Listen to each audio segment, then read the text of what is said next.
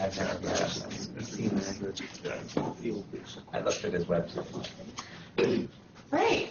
Good morning, everybody, and welcome back to 5P04 and the first class of the winter semester. Today we're going to be talking about public transit and the new design and development of the public transit system within the St. Catharines area, as well as the UPass that's being used right now at Brock. The collaboration between the student union as well as the Niagara agencies has helped change the schedules and the systems that the transit public program runs on. So we're going to hear from some of the people who helped develop and design the program.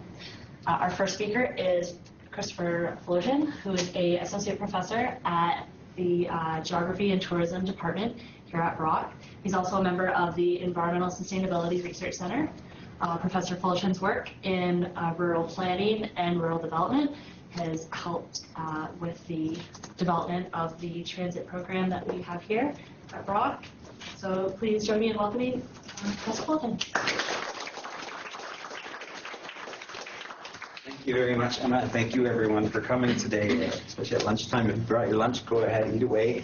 And so I'm very delighted to be here to talk about some research that I'm pretty passionate about, that I've been sort of carrying out off and on since actually about 2005, 2006, when Brock University's UPass program was in its third year of implementation. So what I want to do today, and sort of keeping with the general pattern I understand is with the 5P04 Transdisciplinary Seminar, I will present for my presentation through the PowerPoints, and then I'm going to invite Tim Louie, who is the Manager of Transportation, and Graham Morrison, who is the General Manager of St. Catharines Transit here at the city, to speak a bit more from the transit agency's perspective on Brock University's UPass program and their experience as a partner in that. And then from then on, we will move into a bigger discussion and, of course, be ready to take some questions from the audience if you've got any. Okay? So that being said, I'm just going to give you a quick rundown of where I'm going to go. I've got 250 slides to get through in 30 minutes. Just kidding. Just kidding. See if you're listening. No, I have about 25 slides, and so we're just going to go through those, and I'm going to carry you basically through a historical overview of the Brock University UPass program, and including a look at some of the various survey results that I've, in working with several of my students over the past year, about 10 students altogether, over the past 15 years or so, we've been surveying students intermittently about their UPass usage patterns and that sort of thing. And so some of those results are interspersed in here too. But basically where we're going to go, first I'll talk in sort of the big picture way about sustainable transportation and where public transit fits into that in Canada and elsewhere. Then I'll introduce you to the concept of the UPass program, which I'm sure most of you are familiar with, but nonetheless, just some of the operating principles by which they work, no matter what school we're talking about. And then I'll take you to our program here at Brock. I'll go to the year preceding the implementation of the UPass, which was the 02-03 school year, when Brock was actually quite a very different place at the time. And I'll give you some of the characteristics and what led ultimately to the creation and implementation of the program starting in 03-04. It wasn't a horribly rough start, but there was a bit of a growing pain situation as the program unfolded in its first year. But ultimately, over time, we saw what I like to call the normalization of transit use at Brock, where it just became kind of a built-in way of life for most of the students here at the university since that time. And then we'll get into some of the benefits of the program, some of the challenges that have been faced over the years, some of the sort of common concerns students have expressed, you know, survey after survey, that sort of thing, and how a lot of those have already been dealt with and others are being dealt with. And then we'll wrap up with some sort of future-oriented looking at things as far as where the program here and in other places might go down the road. So let's talk first then about the big picture. So sustainable transportation is obviously, given the nature of the environmental sustainability program, I'm sure it's something with which most of you are quite familiar already. But the importance of achieving sustainability in the transportation sector in Canada can't be overstated. In Canada, as in most industrialized countries, transportation, especially in places that are more automobile-oriented than others, transportation is responsible for about 1/3 of all greenhouse gas emissions that are contributing to today's climate change problem, and perhaps even climate change emergency is a better way to put it. And within the scope of transportation, we're talking about airplanes, we're talking about trains and all modes of transport, but it's especially problematic in the urban transportation sector. In places like the GTA and in the Niagara region where there is quite a heavy automobile orientation and automobile dependence, the problems are even more pressing to try and get people out of automobile-oriented modes and into more sustainable modes of transportation. And of course, public transit is seen to be a very key part of that set of initiatives to move to sustainable transportation. Public transit is, of course, a fairly equitable mode of transportation. It's one that is widely available to people in most urban and suburban regions of Canada. And when you think about environmental benefits, a full 40-foot bus with people sitting and people standing, if you have a full load, as we often do here at Brock, you can carry about 60 people. And then if you get an articulated bus, which is 60 feet in length, we're looking at the potential to carry as many as 100 passengers or even 120, depending on the model and the seating arrangements and that sort of thing in the vehicle.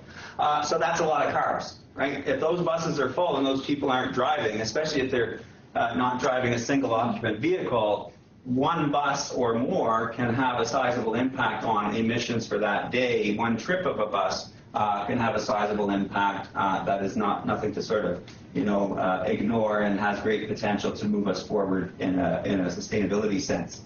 And so public transit is getting a lot more attention. The Trudeau government, for example, in Ottawa is very keen on public transit and has been very generous with public transit funding. We've had sort of off and on transit-oriented funding programs through the provincial government in Ontario. Right now, the biggest one is the provincial gas tax, where a portion of the gas tax revenue that comes in each time somebody fills up their vehicle at the pump is allocated to transit agencies across the province. And in St. Catharines, that's well over $2 million a year coming from that source right now. And that's based on ridership, and it's based on the population of the service area that the agency serves. So the bigger the ridership on your agency, the more money you get each year. And so the UPass, you'll see, has been an important part of that process, that funding mechanism, I guess you could say. So UPass programs, I mentioned that market segmentation, and so transit cannot be all things to all people, but what transit can do is identify particular markets of people, subgroups of the population that are potentially, starting off as what we would call the low-hanging fruit. Who are some easy groups we might be able to work with to try and encourage them to use transit in order for them to shift away from cars and into the public transportation sector as their daily sort of mode of travel with all of the environmental benefits and other benefits it brings. So a UPass program, if you're not totally familiar with it, it typically involves students paying an ancillary fee to their institution, and these are used all across the United States. They're used across Canada in a growing number. Even last year, there were several schools that were just voting for the first time or for the second or third try to get these programs implemented, so it's still growing. And then, of course, they're popular in European countries as well and that sort of thing. And so once the student pays that ancillary fee, it's collected. Typically, it's almost always by the student union of that school, or the university or college will collect on behalf of the student union, but then the student union works closely with any of the partner transit agencies in that place to use that funding towards the service provided to students. And students typically then use their student card, and they either swipe it if the fare box has that, or they show it to the driver at the very least, and that's their fare-free transit for the rest of that school year until, typically it's a September to April thing. Some schools have it year-round. So it's becoming increasingly popular, as I said, but sometimes it's controversial. It's especially controversial in places where you may have a sizable proportion of the students who drive to school, especially if it's a commuter campus where students are traveling from farther away than just the local area. And so in some places, such as Toronto, the University of Toronto had a failed vote twice. They voted in 2007 and last year, and both times it did not go through. And it was partly because a lot of students at U of T come from York region and further away, and so a TTC thing would have minimal value to them, or they use the GO train. And in other places, it's just because it's especially where transit is not really seen as a viable or popular mode of transport. So in Regina and Saskatoon, for example, both small cities in Saskatchewan with about 200,000 people, the transit systems there aren't quite as developed as the TTC or Ottawa's OC Transpo and that sort of thing. And so students' perceptions of transit there have been seen to influence their vote at those referendums about whether they're going to have a UPass program in place or not. And that's something I should have mentioned. It's typically the student union that administers a UPass program at a school, and typically in order for that to happen, there's a referendum of students where they vote yes or no in favor or not of implementing the program. And so, you know, if you do a Google scan on UPass votes, you'll find school after school where it's very controversial. Sometimes it passes 52-48. Sometimes it's a much more sizable number who vote in favor or against. It depends on the place and the geography of sort of student life in those areas. So let's talk now about Brock's experience, which goes back to the 2003-2004 school year. So I just wanted, as I said earlier, to sort of introduce you, because many of you were not here yet at the time. This was my second year teaching at Brock, and I was a transit user then, and I still am now, to get to work. But I lived in the north end of St. Catherine when my wife and I first moved here from Saskatchewan. And I was fortunate to have 4 of the 5 classes I taught in my first couple of years to be night classes from 7 to 10. And so that meant the class ended at 10, and I went out to the front of the tower to catch the bus to go home all the way to the north end. And the bus service at Brock then was quite minimal. There were really only 3 routes that served the campus regularly. There was the 16, which is sort of the main line coming in and off campus from downtown, if you're not familiar with it. The 4 used to be the route that came here from the Penn Center, and then it went down Oakdale Avenue and over to the downtown terminal. And then Thorold had a very sort of limited service with the 21 route, which went through Confederation and then over to the downtown Front Street area of Thorold. So transit was not well used, and the service was not very good. I hate to say the word good, but I mean, compared to what we see today, it's all relative. But evening service, the 4 didn't run to Brock after 6 p.m., for example. The Brock Glenridge route was every 30 minutes, so that 10 o'clock class typically meant waiting till 10:30 to catch the bus to the downtown terminal, hoping to make the connection to the last bus that would take me up to the north end on Vine Street, and that sort of thing. So with that sort of limited service, the 21 didn't run on Sundays at the time. It only ran Saturdays till 5 o'clock, and then I think it ended at, even then, at 10 o'clock in the evening on other nights. So students often had to leave class early to run out for that last bus. So not surprisingly, with the sort of limited bus service, it wasn't very well used. Brock was very much a car-oriented campus. And so through transit, we've established that there were about 1,800 bus trips per day to and from Brock. So 900 on, 900 off kind of thing. Not very well used compared to some of the numbers you're about to see in a few minutes. And then to sort of make transit that much less appealing back in 0203, Zone 2, as we know it today, was a free parking area. So you paid if you wanted to park on this side of the road. If you parked over in what is now Zone 2, it was free. And it was kind of the Wild West of parking. There was gravel, there were potholes. Students didn't really have lines to sort of regulate where you parked, and so it was nuts. But it was well used because it was free, right? So one last incentive to use transit. So at the end of around 2002, 2003, in the second term, what began to happen was that Brock's enrollment was growing, but there were a few other things on the horizon that were making transportation a bigger priority of concern at the administrative level, at the student union level, and in other sort of related sectors of the community. Brock, as we know, of course, is a very suburban and somewhat secluded campus. Here's a nice shot from Brock Communications that they shared with me, showing sort of the look to the south. So we, of course, are surrounded by a few lakes that are part of the hydro system there. And then going the other way, looking down St. David's Road and down the escarpment, we have the escarpment as a sort of barrier or obstacle to traveling up here. We have the 406. And then we have very limited housing in this area. So not really a very walkable place, not very cyclable place. So it was typically either transit or cars that students used. And like I said, the car typically won out. It was free. The bus service was not very frequent, and therefore not a lot of people were attracted to using it unless they were what we would call captive riders who didn't have an option but to use the bus. But it also restricted where students lived. You typically found most students living along the Route 16 corridor along Glenridge Avenue from here to downtown, or downtown near the terminal, and then some, but not many, living in Thorold because it had the limited service with the 21. And in fact, even around 2006, which is a few years later, there were only about 500 students living in Thorold based on Brock's records. So that's not a lot when you think about it. So come 2002, 2003, we had all of that sort of transportation scenario, but then this was coming as well.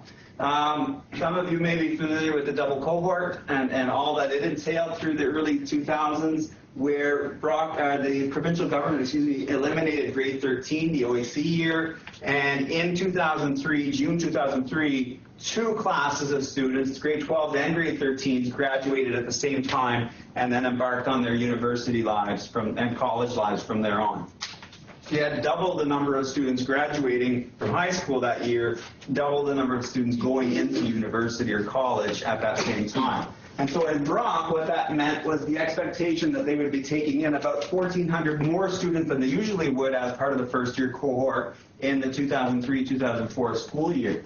And in response to sort of the potential transportation problems this was going to create. There were already parking issues with the free parking because of, again, the lack of controls and such meant that the parking lots were often full and students were starting to complain about a lack of parking on campus. It was all coming to the point where a group of students actually prepared a petition and submitted it with well over 1,000 signatures asking BUSU, the Brock University Student Union, to implement or to look into implementing a UPass program for the university.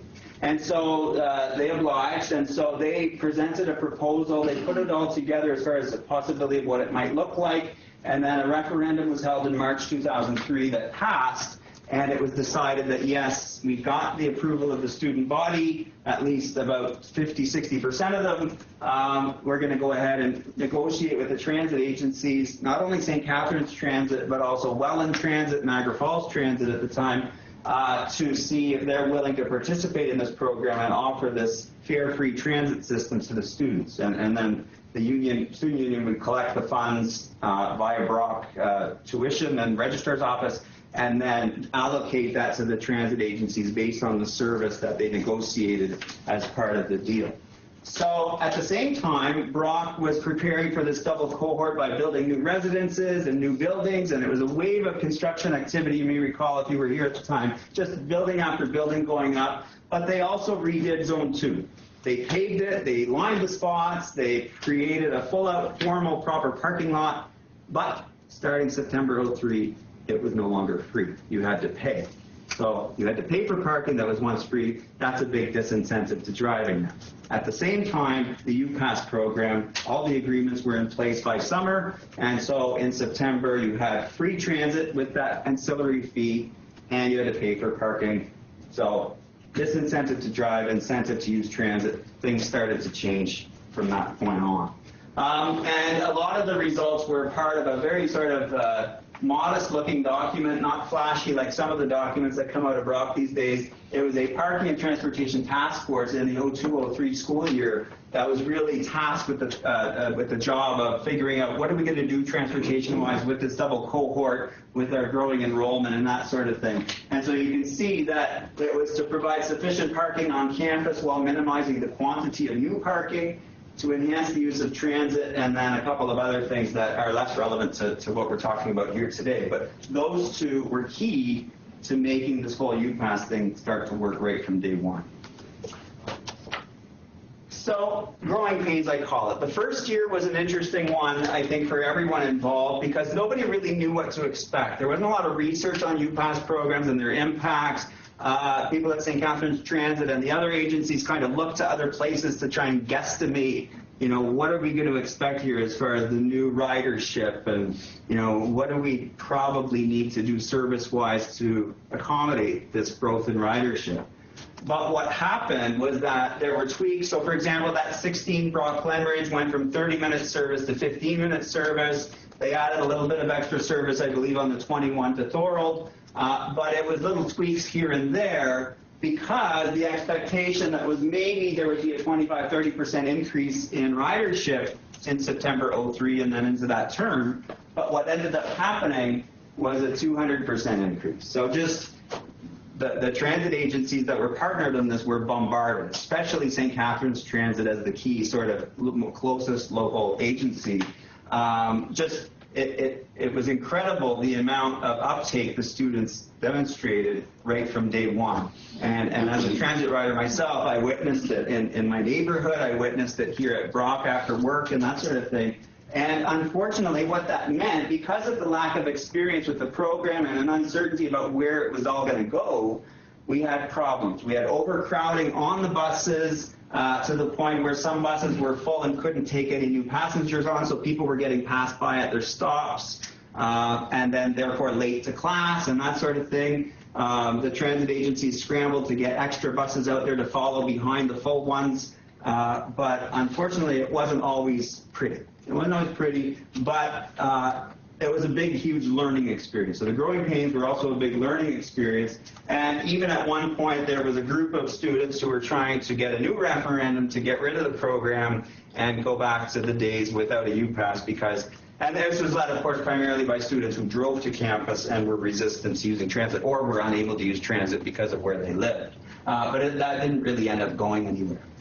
But fortunately, it was a short-lived kind of problem situation. It was pretty quick over time that people like Graham, who was there at the time, and the Busu, your predecessors and such, Bilal, who got together on a regular basis to, excuse me, to start planning more strategically about some of the changes that could be made to the U-Pass program in terms of transit service to Brock that would get rid of some of these problems. And so as you know, more research was done and surveys of students were done and analytics of the demographics and the residential location patterns and such.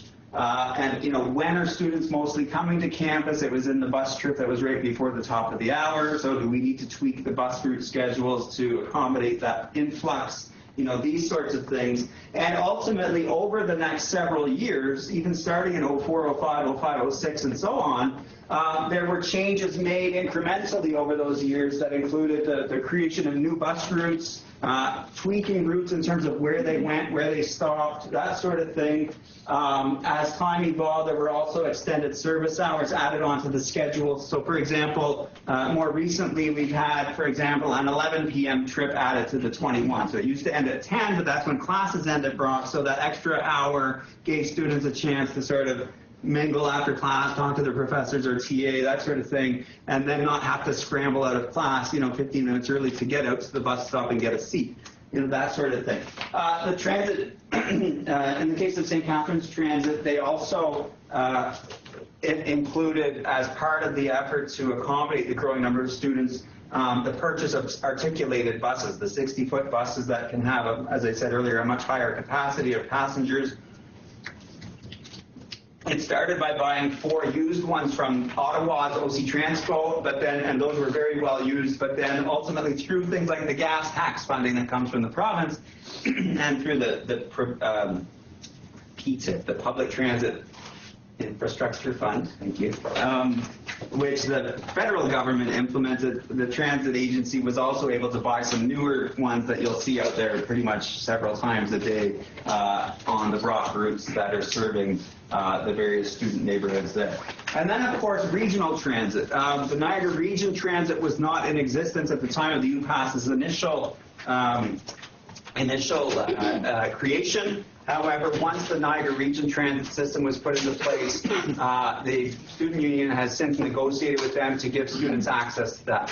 So if you're a grad student or if you're an undergrad and you live in Port Colborne or you live in Fort Erie, you have free access to transit all the way to Brock, just like the students living across the highway in Thorold, or people like me. Because you take your Niagara Falls, Niagara Region bus here, you swipe the card, you go to the terminal in Niagara Falls, you transfer to the Fort Erie bus, and you're home. all for free with your student card. So it's a very nice sort of addition that gets the benefits to a much greater group of students now that it's much more expansive across the region. So today, this is what the network looks like of what we call the Brock routes. You can see that there's a concentration of service in Thorold, where there are 4 routes in place. Basically, there's the old one that was the original, which was the green Confederation, or sorry, this bluish one, Confederation Brock route. And then since then, there's also been the addition of the Brock-Tupper, the Brock-Richmond bus, which is my route. And then there's an evening route that travels through some of the older parts of Thorold and then to the downtown Thorold terminal and back to Brock that way. But also the Penn Centre has been seen as a major destination of students for jobs, for shopping, and because there's a lot of residential areas around there, so there's a very high level of service between Brock and this place. And then also through those observations of student residential patterns, it was noticed over the years that a lot of students have been moving to the west side, and so there was an effort made to add service there. And so now there's a direct route from Brock, the West Brock commuter, that goes all the way from here through the west side and back. And so it's a nice transfer-free route for students living on that side of the city, where sometimes the rents are a lot cheaper than they are in other parts of town. Right? So the accessibility to rental accommodation has been greatly enhanced by this access to transit that opens up the whole area for students in terms of looking for a place to live that's affordable. So I just wanted to share with you some of the survey findings from some of the work we've been doing over the years. I don't know how much time I've used so far. I think I need to speed up a bit. I'm sorry. But just there's some interesting patterns here. We've done surveys, and in 2016, BUSU, the student union, did a massive online survey that we've been fortunate to have access to the survey data, where 3,000 students responded. And so over the years, we've asked the same questions. They use the same questions I have on their survey at BUSU, so that's nice for sort of comparability purposes. And we see some sort of peaks and valleys. So the peak of transit use at Brock was 2015, where 72% of the students who responded to our survey at the time said they used transit as their main mode of travel to Brock. And you can also see that the drivers that year were quite low as well, an incredibly low number for a place that was very much a car-oriented commuter campus. In 2018, Glenn McFarland is here in the audience. He's an undergrad student doing an honors thesis with me right now, where he's comparing Brock's experience with the UPass to Queen's University's experience. So Glenn and another classmate, Zach, did a survey recently of over 400 Brock students, and we found that in 2018, unfortunately, the number of car drivers seems to have increased and the number of transit users has decreased, but there is also a corresponding increase in the number of people walking to campus. And that is largely attributed to the lofts. Right? The lofts is that student development. It's I think 7 or 8 buildings across the road beside Thorold City Hall, across from the region, where literally hundreds and hundreds of students live. When they first built those places, the sidewalk infrastructure and such wasn't great, so a lot of the students, even though they lived fairly close to Brock, took the bus from the lofts to Brock. Now there's a full sidewalk infrastructure, there's safer crossings at the traffic lights. A lot of those students seem to be now walking instead, and so I think that's largely responsible for this part, and because it's double what we used to get for walking in the older days. Just to give you an idea, thank you, Tim, for these stats. Just to give you an idea of how impactful the UPass ridership is for students in the area and on the transit agency itself, we're talking several 100,000 rides with that UPass card every month and this is just St. Catherine's Transit. This doesn't include the other transit agencies that are partners. Right, so anywhere from a month with exams where it might be under 200,000 to the sort of dead of winter in months like February, March, where you might have had as many as 400,000 rides in 1 month, right? And so it's generally about 18 to 20,000 a day. With the record, I believe you've told me once, was either 23 or 25,000 a day in a single day. That's incredible for a place that used to be so car-oriented. Pardon me? Up from 1,800. Yeah, remember that 1,800 a day, exactly, to 25,000 or even 20,000. That's incredible. And then what we've also seen is that some of the UPass transit-oriented routes seem to have influenced where students live. I asked the Brock Institutional Analysis to do a look at students' postal codes to compare where they lived. I was at that time looking at 06 and 10. And you can see that here we had a very small number of students living in the Thorold area, and then by 2010, when we had a number of different routes, serving there, we were well over in the range of 1,000 to 2,300 up here. So it just causes mass migration of students into places where the rents tended to be more affordable, and now where there was decent bus service to get you to and from. Going into the 2018 survey that Glenn and Zach have done, I just want to show you a few other quick highlights, but I know I'm running out of time, so I'm going to sort of skedaddle through some of this. But it's interesting to see things like where do you live during the school year in terms of the surveys. That Thorold part is quite obvious even in 2018, where we had almost as many students in the survey, which was done quite randomly, almost the same number as those living in St. Catharines. And so it used to be a much, much smaller share, but it seems to be the great transit service that Thorold gets now through the UPass program that's influencing student location patterns such as that. We asked students about the UPass in terms of whether it influences where they choose to live, like does transit matter to you when you're choosing your place to live? It's still not the majority, but it's getting close. And so for a lot of students, having access to good bus routes to Brock are the #1 priority, maybe along with rent and roommates, as far as where, sorry, I lost my train of thought, where they choose to live for that particular school year or even for their 4 years here. When we also have done the surveys, we've asked the students, and then we've also done sort of key informant interviews and such with people involved in the delivery of the program. What do you think are some of the benefits of the program for you as a student, or if it was a key informant, for your particular agency or whatever your stakeholder group might be? And these are the kinds of things that we're finding, right? There's a lot of really important benefits that come from the implementation of a program like this one. So it's obviously a lower cost of transportation to school. So the current UPass fee for 2018 is $247. Back in the day, before the UPass, it was roughly $85 to $90 a month for an adult student pass. So if you think about that over the course of 8 months, it's about $720. So it's like 1/3 of the price for your bus fare now with the UPass program. As I said earlier, it provides good accessibility throughout Niagara. You can quite literally go from Lake Ontario, Port Dalhousie, to Lake Erie and Port Colborne by bus, all with just the swipe of your UPass on the different routes along the way. So, I mean, the accessibility is quite great. You can go to Clifton Hill. You can go get a job at the Outlet Mall. All of these things that are now within reach at a much cheaper rate for students than if they had to pay for a car, insurance, fuel, and all these other things.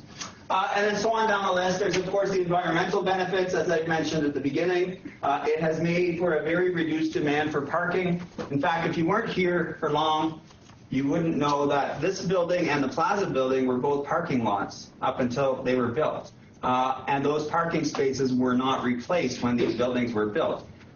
Thank you, UPass, right? It has a big impact on the university's ability to plan and to grow its building infrastructure instead of just having lots and lots of paved parking lots. And also, of course, it's a good recruitment tool for Brock to say, hey, students, you get a UPass when you come here, too. We also ask students, what are they using the UPass for trip-wise? And it tends to be things like school, of course, is the #1 thing, but there are other benefits, right? Students use it to go to part-time jobs or to go to work. They use it to go shopping, be it at the Penn Center or the Outlet Mall or somewhere else in the area. And, of course, it's also played a big role in social activities. For example, I don't know, I've learned the term pre-drinking, right? Students like to drink alcohol at home before they then go out to the bar and go dancing and that sort of thing. How do they get from home to the bar? Swipe the UPass, right? And therefore, less drinking and driving, right? Chances are they're coming home later than the bus service ends at night, but at least we've got them there one way safely thanks to the bus pass program, or the UPass program, right? That's the sort of thing I'm talking about there. We also asked, in this most recent survey, Glenn and Zach asked, now that you have a UPass, do you make a lot more trips than you used to if you wouldn't have had the UPass? And of course, not surprisingly, 54% of students said yes. And that's especially true of students, for example, living in residence here on campus who might otherwise sort of seclude themselves all the time on campus.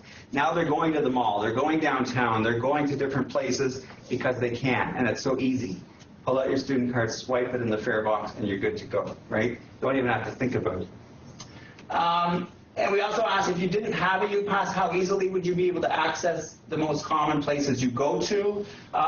We had a sizable number, almost 50%, who said it would be quite difficult for them to get around without that U-Pass in their hands. Maybe they live in residence and don't have a car, or they live in town and don't have a car, or even if they live with their family but don't have access to a car all the time, there's always the bus down the street they can go catch, right? And so again, it's become an important part of students' day-to-day lives. So there are also benefits for the transit agencies involved in the communities in which these schools and transit agencies operate. The transit agency gets guaranteed revenues. In the case of St. Catharines, for example, it's several $1 million a year that come in thanks to the U-Pass program. It has generated obviously higher ridership, and as that ridership has gone up, this goes back to one of my earlier points, ridership in St. Catharines went from about 3 million riders a year to almost 6 million in the peak sort of stages of the U-Pass's implementation. That had a huge impact on how much money the transit agency gets from the provincial government every year to use for the purchase of new vehicles, to build an expansion on the garage, to fit the new buses. These sorts of things have been much more affordable thanks to the higher ridership that's led to more funding. So it's been a key part of that success too. The U-Pass program has been so successful here with ridership that it's also meant the transit agencies have had to hire new drivers. And in the case of St. Catharines, we're talking a few dozen hires in recent years just to fill all the driver's seats that are needed to keep all of these routes running all over the community by the hundreds of thousands of rides a month, right? And so what I've gotten, as I'm a regular transit user and I talk to the drivers a lot, I've heard that a lot of them used to work at GM, or they used to work at one of the auto parts places that closed down, right? And so these are former manufacturing workers looking for new employment as these places close, and this has served an important function in that regard too. So a big benefit that we don't often hear or think about.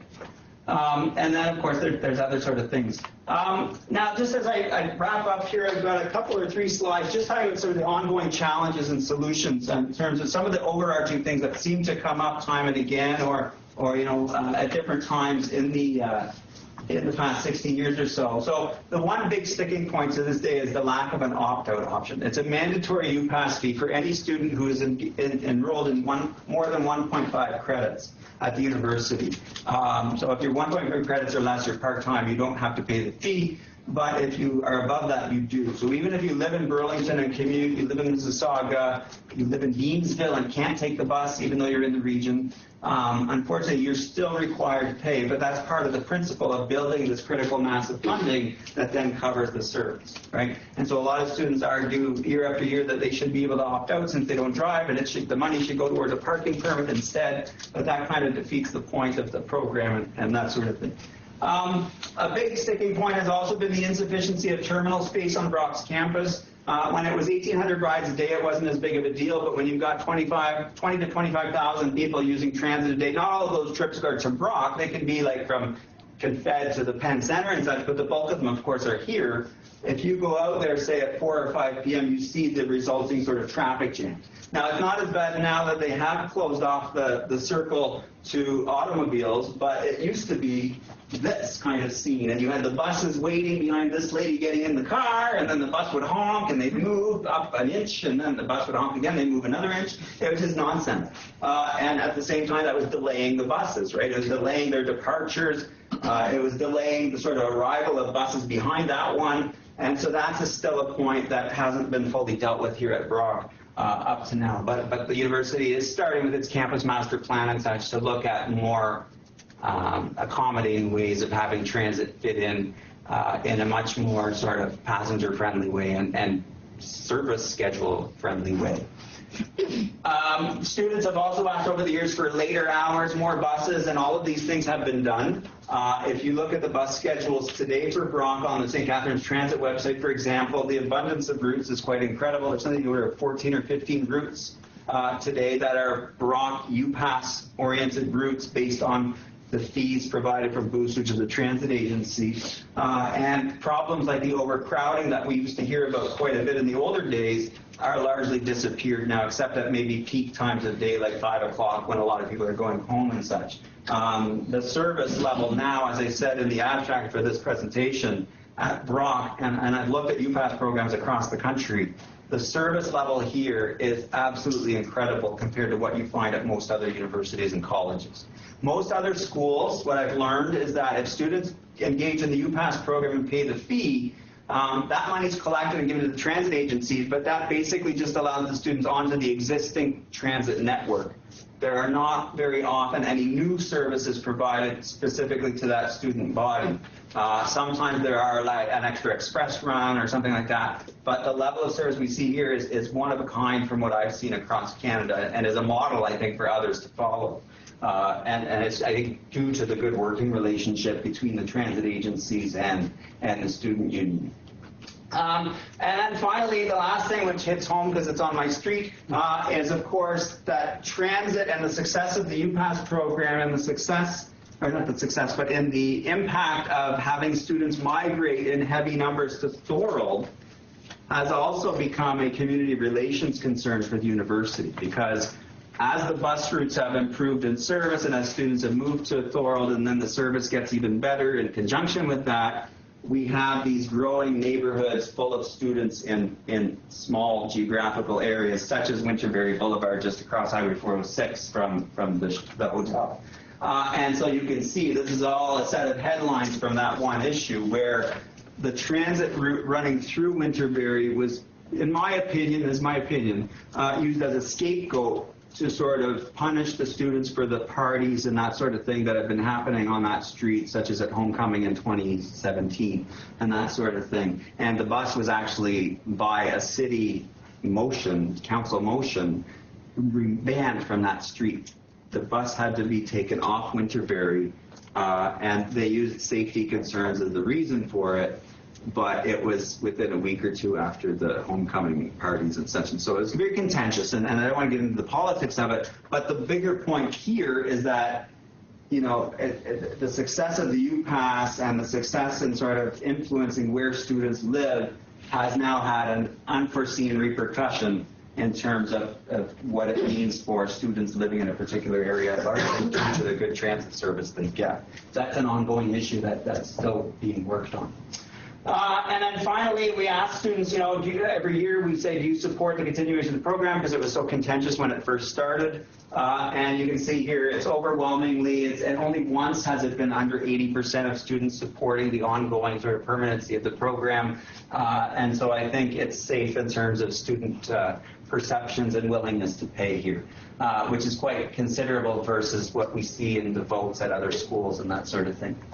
And so finally, UPass programs are obviously, excuse me, if they're run well and you give a good level of service to the students, you can really transform the transportation landscape around that campus to the point where the transit may even become the most dominant mode of travel. What you don't see here, because I didn't put that slide up, but in one of the surveys we did sort of midway through, we asked students, what's your most common mode of travel to school? And you saw that. But then we broke it down by where they lived. So if they lived in St. Catharines, they lived in Thorold, or they lived in Niagara Falls or Welland, 75% of students living in Thorold or St. Catharines said they took the bus to school.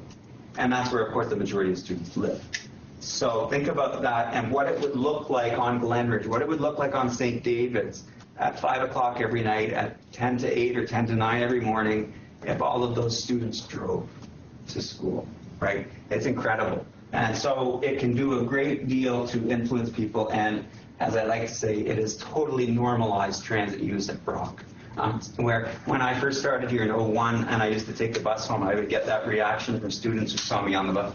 Professor Fullerton, you take the bus, right? It was this kind of like, really?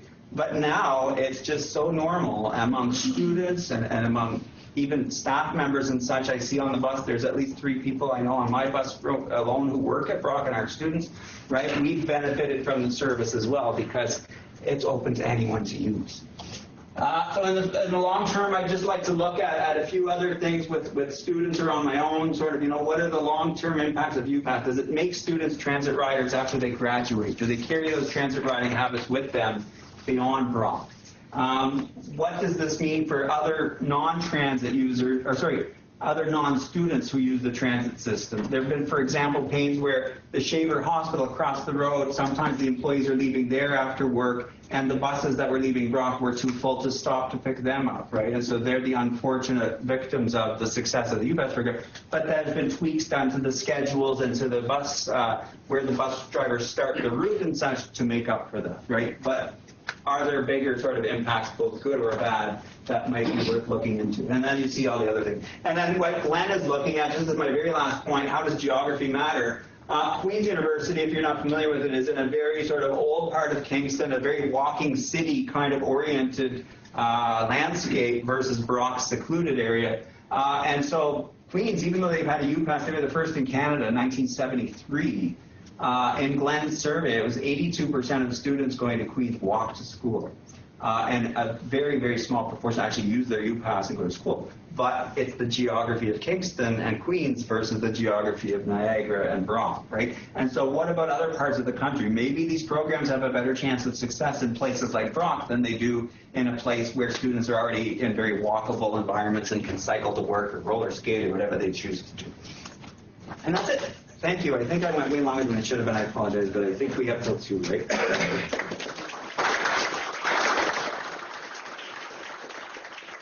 That was my view going on the other day. Well, thank you very much, Mr. Fullerton. I would also like to introduce our two guests from the St. Catharines Transit Commission. So we have Graham Morrison, who is the General Manager of St. Catharines Transit. He's worked with St. Catharines Transit for a number of years and has seen the success of the UPass from the start to its current standing. Was the former Manager of Transportation and Manager of Finance and Administration with the St. Catharines Transit. We also are welcoming today Tim Louie, who is the Manager of Transportation for St. Catharines Transit and St. Catharines Transit Commission. He also has worked with the St. Catharines Transit for a number of years as the former manager of the Finance and Administration with Transit Commission. So join me in also welcoming our two guests from St. Catharines Transit.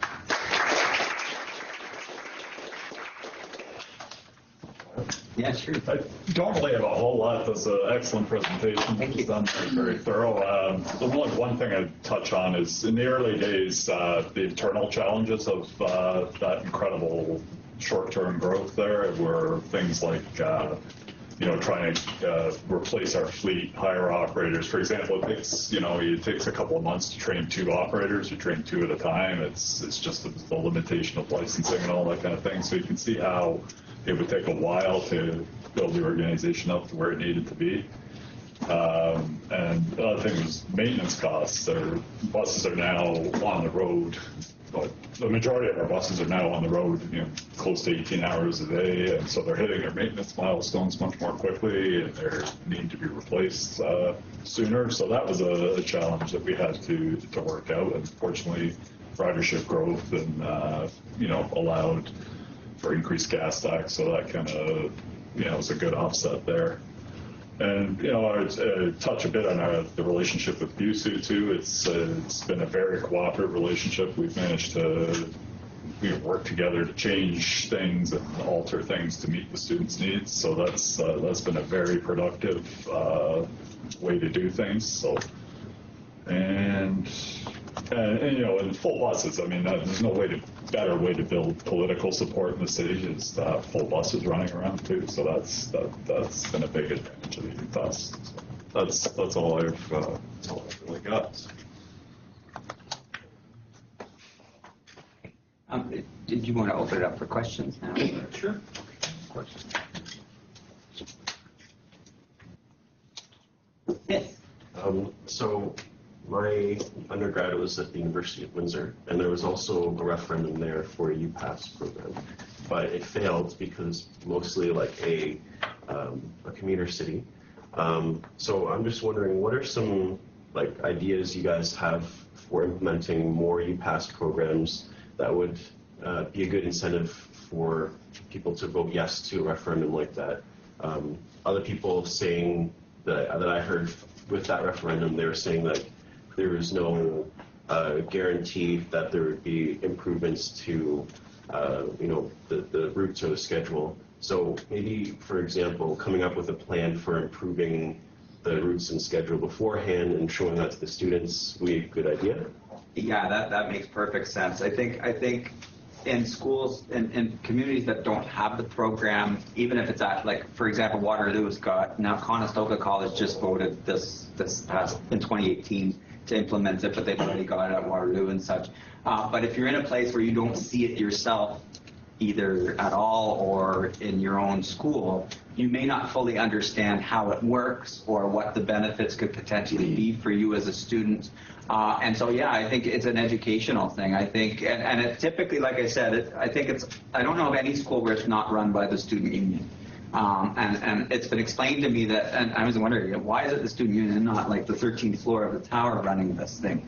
And what I've been told, and it makes sense, is that if it's a student union initiative and it's done by referendum, you can be certain that it's something the student body supports and is not just being imposed from above by the university administration. But what that means is there's a great responsibility. If the student union and the students who want this to happen really want to see it successful, and I mean, there's so many no votes happening across the country, it makes me wonder if this isn't happening, is the need to educate people about what is a UPass program, what does it mean for you as a student besides just the fact you're going to get hit by an extra ancillary fee.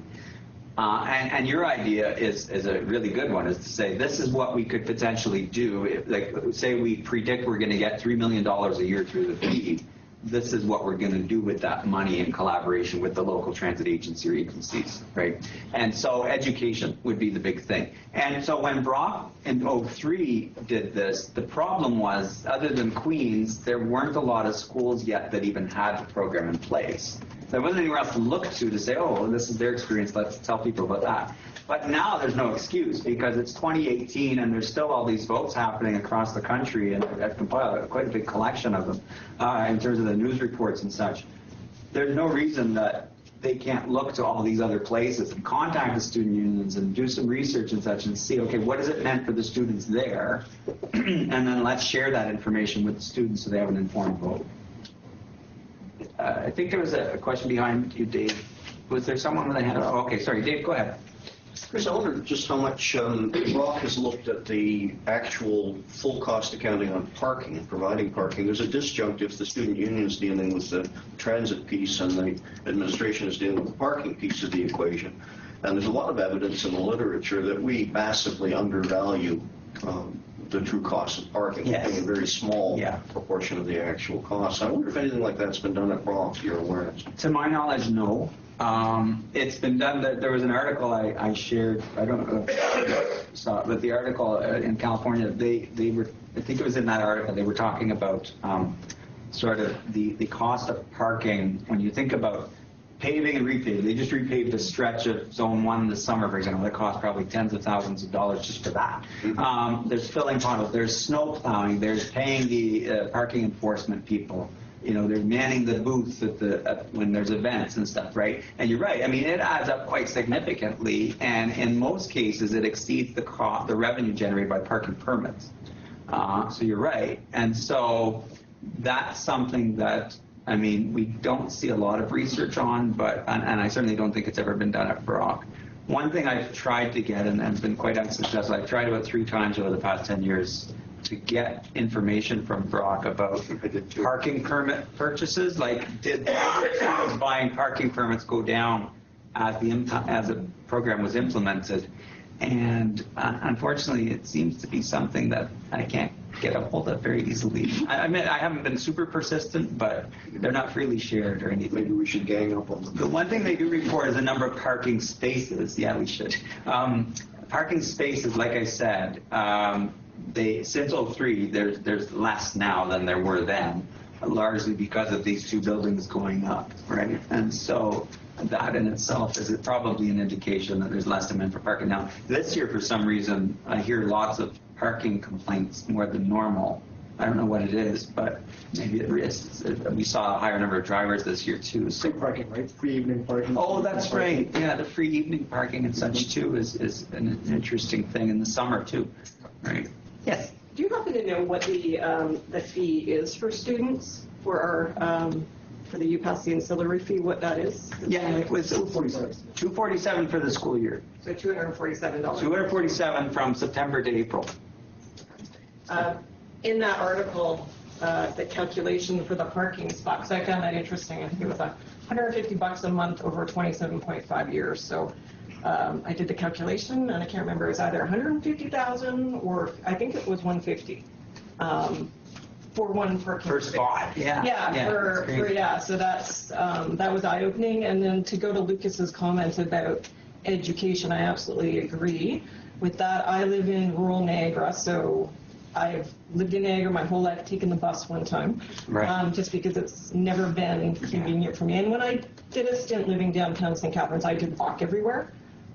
That's just for multiple reasons. So I did appreciate your comment about transferring sort of the model of transportation, that you're looking at what's the impact on walking and cycling. Yeah. For sure, because I did notice that students, I went to Guelph, we didn't have reliable transit. I walked everywhere as well, but that's just what we did. So I did actually notice the students across the road take the bus over here, and I'm like, are you kidding me? That's so lazy.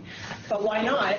But I didn't understand the UPath program until 3 days ago. Oh, is that right? Oh, Yeah, okay. yeah. And so, not that I live under a rock, it's just not something that I would pay attention to. Amanda can validate this. I read everything. So in the summertime, I was coming here, I was bugging her, a handbook, and I didn't see the information about it. And maybe that's just I missed it. But I was a little grumpy that I was paying money to take a bus that I knew I would never use just because I have to drop off kids before I come here. Yeah, there's that part too. Yeah. And then so this week I just said, this is like my little piece to contribute towards a climate change initiative. You can issue me my charitable receipt. That would be great, right? And I gladly am going to pay that money to help support the lack of paving over, especially at Brock, right? Like paving over green space here is because we're not going up with our parking, we're going out. I just think it's a really great thing. So if you need a focus group about education, I could be your poster child for that. So I was absolutely grumpy about it. You're a grad student? Yes. Yeah, so I mean, in your case, the UPass program would be administered by the Graduate Students Association, not BOOSU, but... So it actually isn't. So it is. Oh, you are taking care of it So still? their fees. Oh, I'm sorry, okay. I misunderstood that. Yeah. Okay. I knew it was tied to transportation and, of course, encouraging I got that part, but I hadn't done a deep dive into really until I read the reading of the true benefits of the program. And the price here is not that bad. I mean, one of the reasons, for example, that it keeps failing in Toronto when they do the votes at the U of T St. George campus is that, and they have it at the U of T suburban campuses, but not downtown, is because it would only bring down their cost of a TTC pass from $116 a month or $106 to $70. So they would, but then they would be required to pay $70 a month for 8 months, $560, and that's where a lot of students are like, I walk to school, I live around the block from the campus, why should I pay $560, right? Which is more than double what they pay here.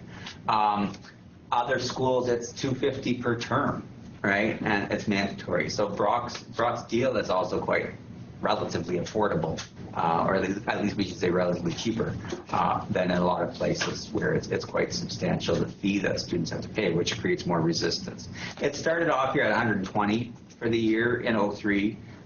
The way it typically works with the contracts is that each year, if necessary, it can go up to as much as 5% based on inflation, the cost of fuel, that sort of stuff. But then the contracts are renegotiated every few years. It's every 3 right now. Yeah. Typically, it's every 3 years. That might lead to a bigger increase for that next contract and such. So it has gone from 120 to the higher level now, but there's also been a commensurate increase in service, right? I mean, I live on Winterberry and Thorold. I have 3 different buses I can take, and I have 5 trips an hour leaving the tower that I can take to go home. It's incredible, right? I can pretty much go out and a bus is going to come and I'm going to go home. So the level of service compared to, my 10 p.m. class on a Monday night in 2002 is incredibly different. And now, even this term, there's been a new spate of enhancements where if you go to the website, there's an announcement on the St. Catharines Transit website that they've added extra evening trips on weekdays to a number of the routes. They've added extra service on weekends to the Penn Center and such. So every year there's these incremental changes based on student demand and such. And to still pay a reasonably low fee for all that is again, testament to a well-run program that's very efficient. Zach? I kind of liked what you were saying about the challenges of something like Kingston where they do walk, because when I lived in Hamilton, nobody would live anywhere they had to take the bus. You would only live based on like the 5-minute walk, the 10-minute walk, and the 20-minute walk. Yeah. But it's completely different here because I'm from Niagara, living in Niagara on the Lake, where I have to drive because there isn't bus service. Do you see there being any time where they do anything to try to capture those students living in those areas? Because there is a lot of mix between urban and rural students living here. Something like a carpool lot where the St. Catharines bus goes and picks up students like once a day. Do you see anything like that happening to try to capture more students? If anything like that happens, I think it would be part of the effort to regionalize the transit service. So there's the whole intermunicipal transit, and there's a working committee now looking at some form of consolidating transit service across the region. And there's a preferred model thereafter, but it's still, I think, kind of a long way off. But ultimately, what that is intended to do is not only provide service in the sort of triangle of Welland, Niagara Falls, and Catharines, but also, enhanced service to Fort Erie, enhanced service to Port Colborne, enhanced service to Beamsville and Grimsby, and then also to places like Virgil and New Old Town and such in Niagara on the Lake. Yeah, there is a basic transit service in Niagara on the Lake right now that goes to the college and Outlet Mall, but it's not at the same level as the conventional services here. But I think it's probably still somewhat a long way off, long after you'll be done here because you're done.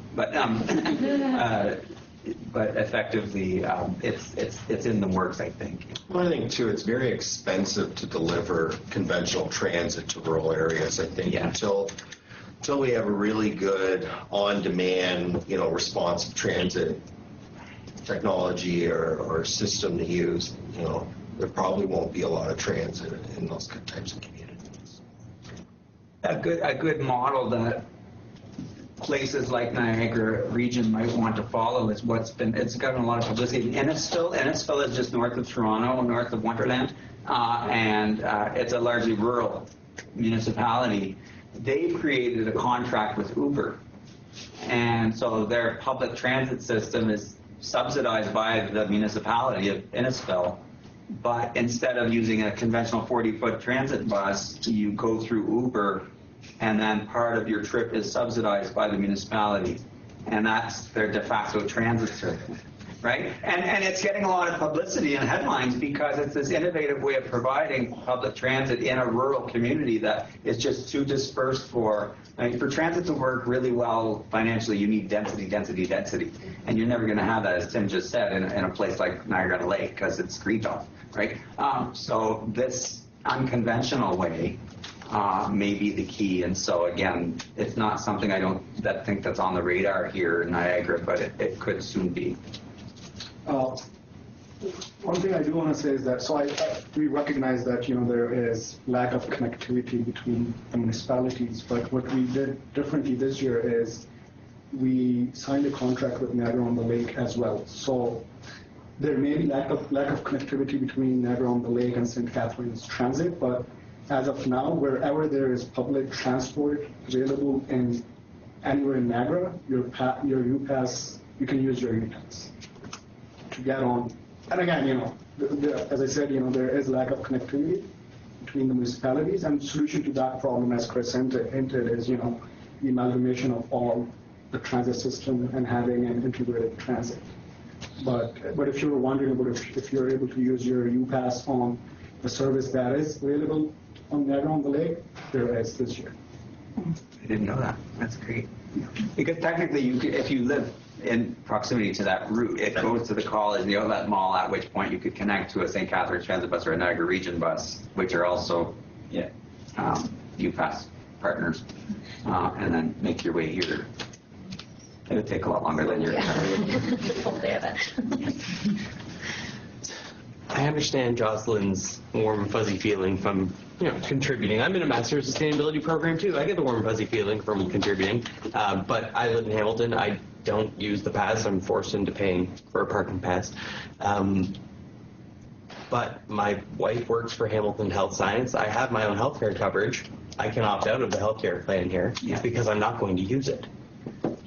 Is there not a logical disconnect? Because I'm not going to use the transit system. Happy to contribute. Again, the warm fuzzy feeling is alive and well. But wouldn't it make sense to issue some kind of refund, or at least a bit of a discount on the parking pass, to recognize that I'm paying for a service that I don't even have the sticker? I'm not going to use it. You're going to pick up the sticker. I literally will never use No, it. and you know what? It's a consistent issue across the country and in the United States, and it's almost across the board. There's no opt-out unless there are situations like, due to a disability, you are not able to use conventional transit, or due to being a part-time student, which some places don't even allow that, because the premise is that it's like a pooled amount of money that then covers the cost of the service. So if people start opting out, it would be you, but it will probably be hundreds of others that would, and it just defeats the premise of the program.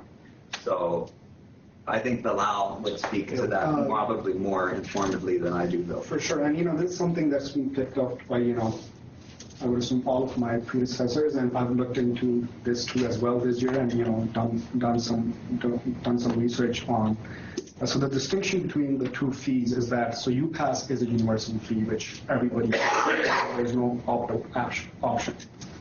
The health and dental plan fee is not a universal fee. So if you have equivalent coverage with your employer or from any place else, you can opt out.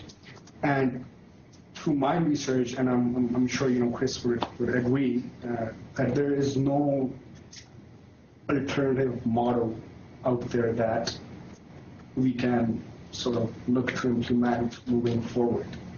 And you've done your research for much longer than I've done mine, but there's just no model that would be sustainable over a long run if we were to offer the opt-out option. And what's also different, one more thing I want to say is that the transit providers won't let us do, because it's part of a contract, our contract with the transit providers as well, because we want financial security, but they also want financial security in order to be able to offer a service at that level. It would be impossible to budget for, because as a transit system, we need X amount of dollars in order to provide the level of service that we do. So if they, Busu would not be able to predict whether they were going to have 10% of people opt out or 50% of people opt out. But at the end of the day, they need to still pay us the same amount of money. So for them to have that uncertainty of, do we need to double? Do we need to increase the fee by 10% or double it? That would just be impossible, and it would change year to year potentially. So it would be impossible to do. That's why no one does it anywhere. I completely understand it changing year to year, and that there's certainly a difficulty there. But to say that it's impossible, I think, I don't necessarily agree with that. If you make it only available to people who have parking passes, you know how many parking spaces there are. There's a hard number there. You know how many students are enrolling. There's a hard number there. So there is a calculation that could be done. As far as there being no other examples, there are only no other examples because no one does it. If you were to do it, it's a universal fee because that's what you negotiated and that's what you've implemented. I don't agree. And I'm not saying that it would be a good idea to change the whole system. I'm just suggesting that it's not a big impossible thing, and the only reason there's no data is because no one has done it. That doesn't mean it shouldn't be tried, couldn't be looked into. It just means that it hasn't been.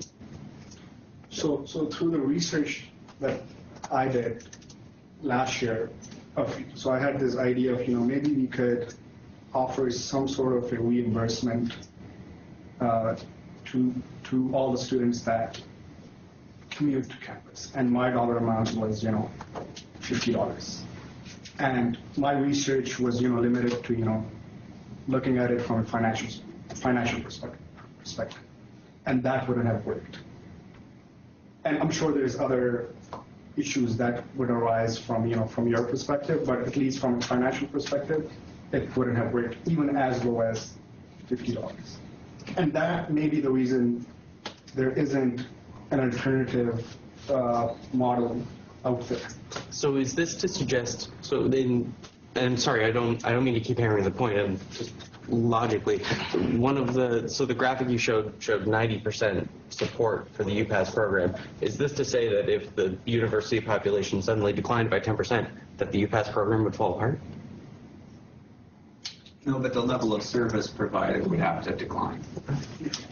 Basically, I don't think I ever explained this, but the way it works is that BUSU works closely with the transit agencies every year in advance to say, okay, these are the services we'd like you to provide for the coming academic year. We want the Richmond route, we want the Tupper route, we want all of these. All of those Brock routes, so to speak, are paid for entirely by BUSU, 100% of the operating cost. That is then budgeted for the year in terms of what's it going to cost St. Catharines Transit to operate all of these routes from 7 a.m. to 11 p.m.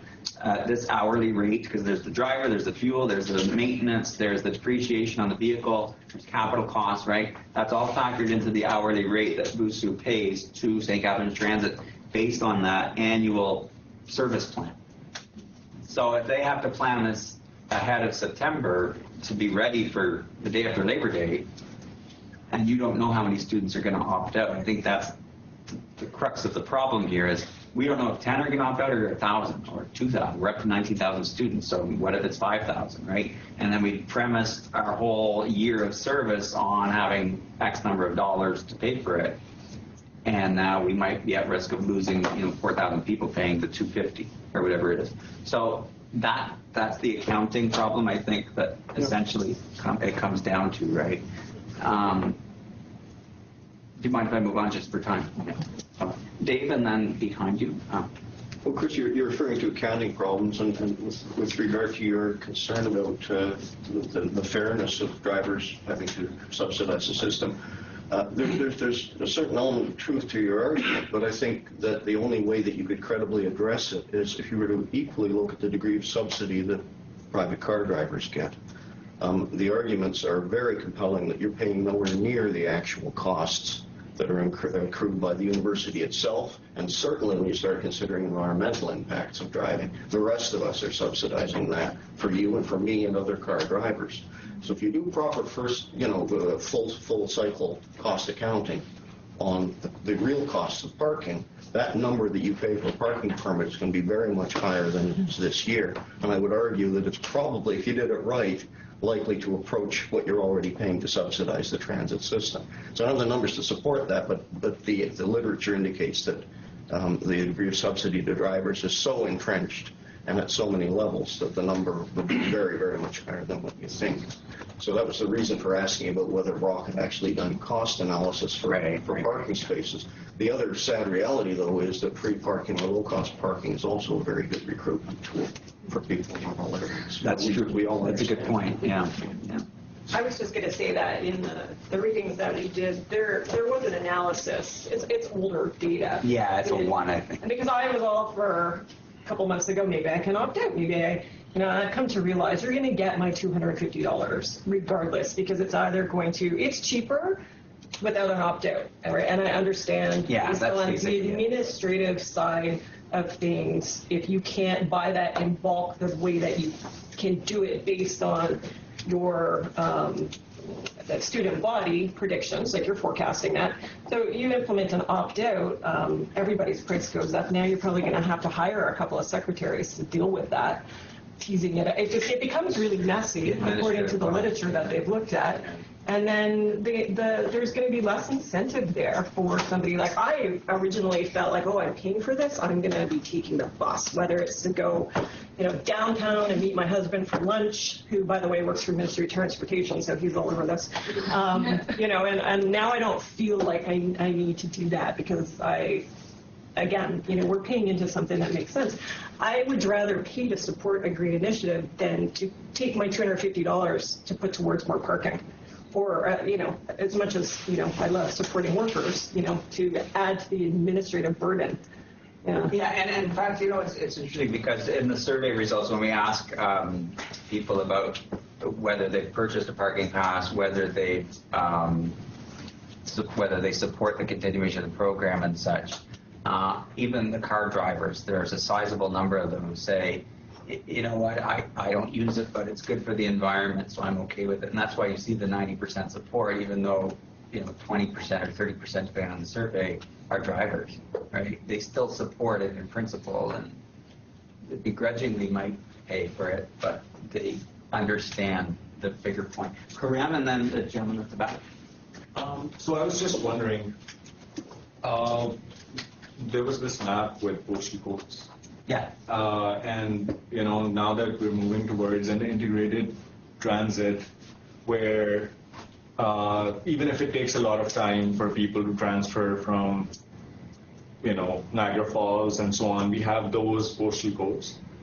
But for people who live in Hamilton, there can be an assessment of the number of people who commute from non-transit serving postal codes. They can fill out a form, much like cutting out a coupon and going and actually getting a $50 rebate for living in an area that does not serve the transit does not serve, can be, it's sort of equitable or sort of more just, and we can have a prediction based on the postal codes. What's the percentage of students who are not living in this region, and then probably forecast the amount who would actually fill out a form and bring that coupon and get that $50 rebate. What do you think, Palau? I know I didn't mention that, that the model you just explained is not sustainable.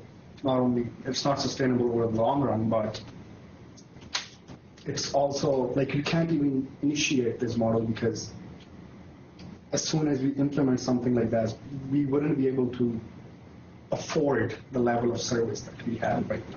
So it's not only that we can't, it's not sustainable over the long run. We also wouldn't be able to afford the level of service that we can with the existing one. Right. Gentlemen at the back, you've been waiting. So my name is Robert Hilson. I actually serve as the general manager of the Brock University Student Union. And what's interesting is just for the group, I want to provide just a little bit of education on is that Tim Louie is actually an accountant, and Bilal is actually an accounting student. At every single point when someone gets on a bus, we know what time they got on the bus and how many people got on the bus. The amount of data is absolutely unbelievable. So when you talk about sustainability and things of that nature, this is all, when you talk about an accounting exercise, this is very much an accounting exercise. This actually comes down largely to math.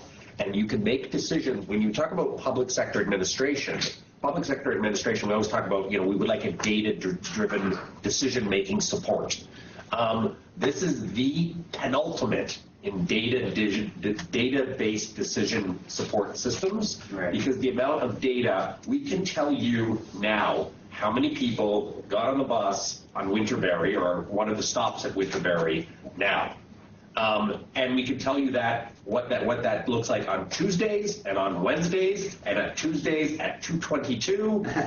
The data is actually quite incredible of what is gathered through the fare boxes that are utilized by the Transit Commission, and we share that data across both of us.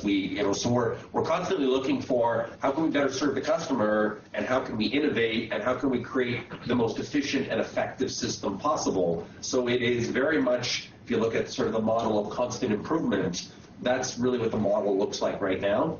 We speak a little bit about opting out and things of that nature. If there was an opt-out clause and 5,000 people opted out, either the service would go down or the price would go up. That's really what it comes down to, and then that would drive that discussion. But in terms of guessing, sometimes in politics we guess at things. There's very little guesswork. Thank you. I think, too, further to that, I mean, one of the one of the reasons I think this program has been so successful is all that data and the relationship between the transit partners and BUSU is, you know, a large portion of that 247 is going to the customized routes that were designed in combination by the two parties. And I think that's one of the reasons that the votes have been unsuccessful in other areas is there's no promise of improved service. Yeah. It's potentially a lower monthly pass, but really doesn't get you to where you want to go for the average person. I know it doesn't work for everyone, but for a lot of the students, the routes in place do work quite well, and that's from the data. So I was also wondering what the impacts are on the larger community beyond the student body. So I come from a place that had a very similar program, and they were able to make it free for all students, not meaning just college students, but also what we call, I'm going to give away where I'm from, high school students, and as well as grades 6, 7, and 8 as well. So after school activities, they were also able to take their student ID and get on the bus and go any place they needed to go. So they could get themselves to games, they could get themselves to after school activities. There have been proposals over the years for a UPass type system for particular demographic groups or socioeconomic groups and such. I don't know of any off the top of my head beyond the example you've just given. I know Hamilton, there was a place in Hamilton or a group that was trying to get what they called a neighborhood pass, and basically everyone in that neighborhood could contribute and get the same kind of concept for the Hamilton Street Railway transit buses. I don't, to be honest with you, I haven't followed it, so I don't know if it flew. But and then there's somebody in Vancouver saying that, you know, it's not fair that U-passes are just for students. What about low-income earners and making such a thing for them and that sort of thing? But that's what I had on one of my future research sort of bullets was, you know, what about replicating this model with other groups? And so I think that's an uncharted territory to explore. I believe Kingston's free for high school students. Oh, yeah? But that's a city council decision. So for us to give, to offer free transit to elementary school and high school students, we would need to get that lost revenue. So that would be a city council decision to say, okay, you know, we're going to make up that $500,000 budget loss because we think that's an important service to the community. And it's been discussed before, but again, it's because of the cost of it, most places don't want to do it. Right. Glenn and then Robert? Yeah, just a quick thing. Kingston, I did the interview with them about a month back, and they also have a program for anyone who's on Ontario Works or some sort of a disability. They get a free, like a transit pass too. Yeah, so that might be something to look at as well. All right. So the question actually was asked, what are the benefits to the community? Yeah. If you live in Thorold, you have an amazing transit system. Yep. Paid for by BUSU, so you could say thank you. Bilal? So going back to students, you know, that commute to campus, particularly from Hamilton or these areas, now with the implementation of the GO train, the demand yourself and other folks that commute from Hamilton can make is that, hey, we're going to make sure we catch a train from Hamilton to St. Catharines. Can you now make sure there's a bus from there to bring you to campus safely and efficiently and as effectively as possible? And that is something, you know, obviously we can talk about and consider moving forward. Mm-hmm. Well, even this week we started a shuttle from only the PM because it's only the one trip, but when the GO train gets here at 7:15 at night, there's a St. Catharines bus that would take you from there directly to the terminal, and then if you were coming to Brock, you know, you could just jump on the 316 and come right up to Brock, so it would be a quick trip. So I really like the chart where you know, it was divided between the usage was divided between work, shopping, and so on. And I feel like the purpose of any transit is to increase usages other than school as well. Right. You know, in order to, and that's essentially college experience, education that stays with you for life. Jumping on the transit teaches you patience, empathy. It teaches you to just smile at people and forge some relationships that you wouldn't otherwise in your own vehicle. But I often wonder why over the summer it just completely stops, because that's a huge disincentive for people who want to make it their way of life to know that over the summer, even if they're enrolled in courses, they just can't access the service on the same path. Yeah, and that comes up repeatedly every survey every year. That's a highlight of people's concerns. How can it be improved? Well, offer a summer pass. So that's greatly due to the decline in enrollment during the summer months. Majority, like 70-80% of the students are not here. But what we did do differently this year is we did offer increased summer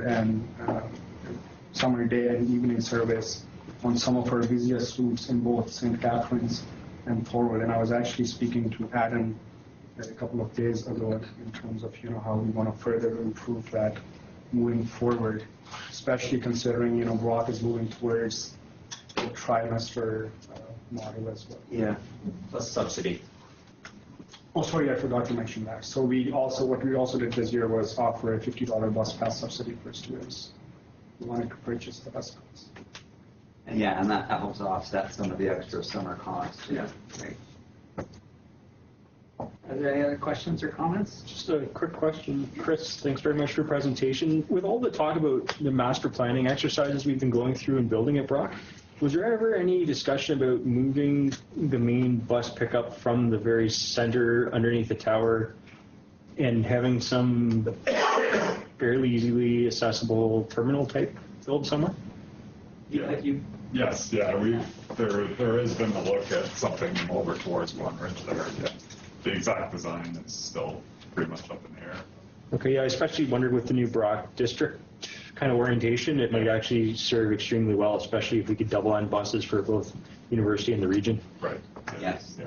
It's very challenging for us coming in. Of course. You got to work your way through all the pedestrian traffic lights, and so that's a lot of time for schedules as well. And it's apparently it's one of the things that Go Transit will have to sort of be happy with before they ever consider bringing buses in here. Like, you go on into the GCA and you see the Go bus going to Trent. You see the Go bus going to all the campuses west of Toronto. But you don't yet see a Go bus going to Brock. And a lot of it has to do with the current facilities. It would just they're very time sensitive on their scheduling. And you're adding 10 minutes just to get in and out of here on a good day, right? And so even thinking beyond local transit, it's a big thing, and I think it's only more recently that the administration's starting to take it more seriously. It's definitely on the radar. I had a conversation with the VP for Finance, and they're sort of in the early planning stages. It's apparently quite a capital-intensive project. It doesn't seem like much because it's just a bus stop, but it's going to be right out here, apparently. So. Well, and you're giving up parking spaces. That's parking exactly. Yeah. From their perspective. Would it be less expensive to build a pedestrian bridge? Where's that? I'm sorry. The problem with getting to the tower is all the students are crossing all the time.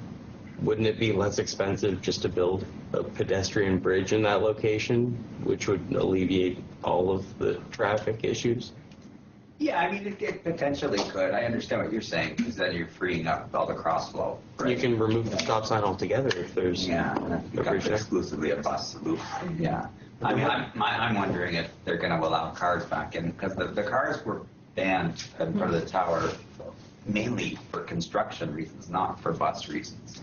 So I don't know, once the atrium opens and such, will they let cars back in there? Do you? No, we haven't heard. Yeah. I don't think so. You don't think they will? Right? Yeah. Oh, that's good. Okay. Yeah, because you noticed the difference day one where they got rid of the cars.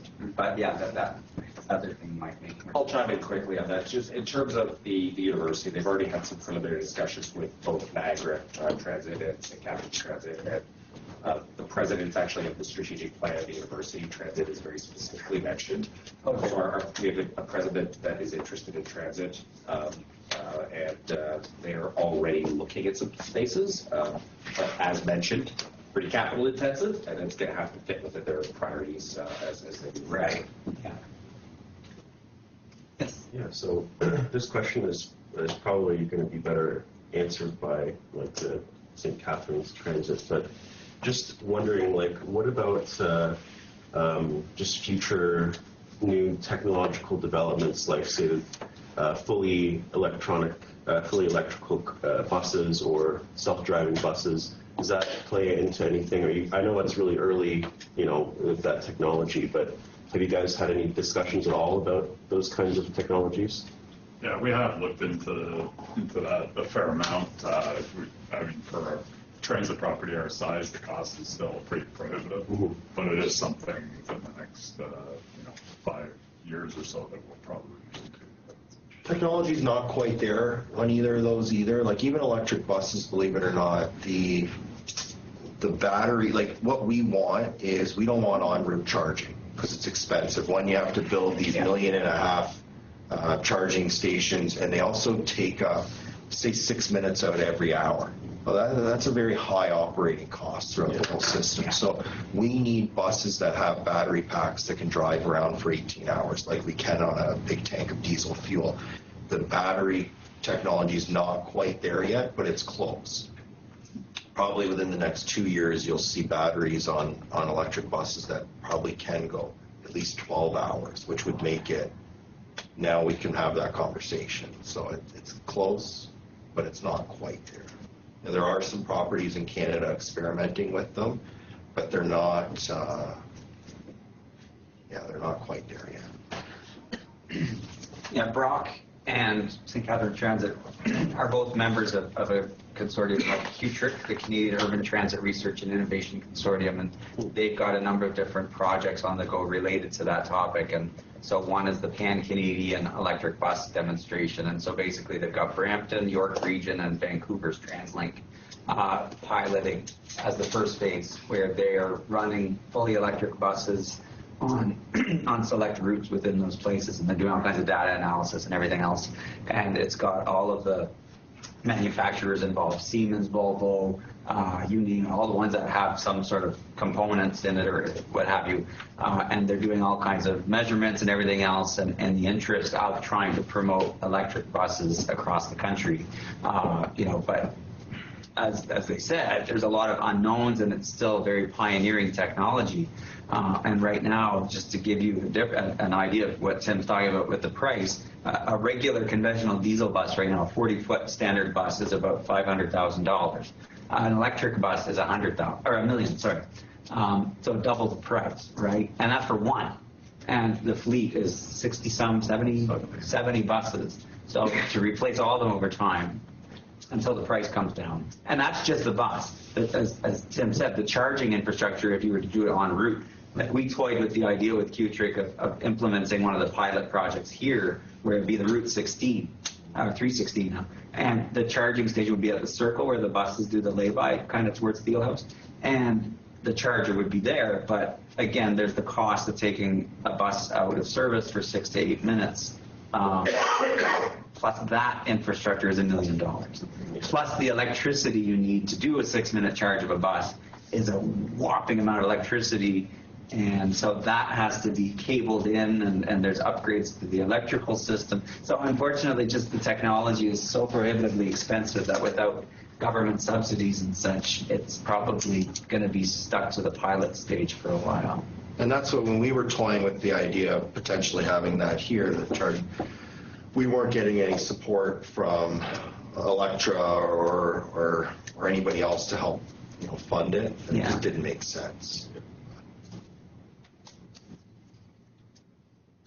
Does anyone want to talk about your plans on moving towards mobile ticketing? Sure. So, mobile ticketing in its first stages doesn't have a huge impact on Brock, but we actually are starting a pilot this week with 50 St. Catharines Transit users that they'll be able to, I don't know if you're all regular users, but we have the St. Catharines Transit app, so you can look up real-time information on your trips. But you'll be able to buy a ticket right in that same app and get on the bus with your phone. And so we are exploring how that will work with Brock and Niagara College cards as well, so that, you know, there may come a time where, I mean, we're getting a little ahead of ourselves, but there may come a time where you have just a mobile student card, and that would get you on the bus. Or the technology's in the card where you just kind of tap it and get on, and you don't have to swipe it. So that will be coming in the short. It'll happen quicker than you think. Yeah. Great. Well, thank you very much for your time and your expertise, and it was very interesting to learn some more about Brock's transit system as well as sustainability in community transit systems as a whole. So on behalf of the Environmental Sustainability Thank you very much. Center and our cohort, Thank you very much. yes, and if we could just give a round of applause for everybody's.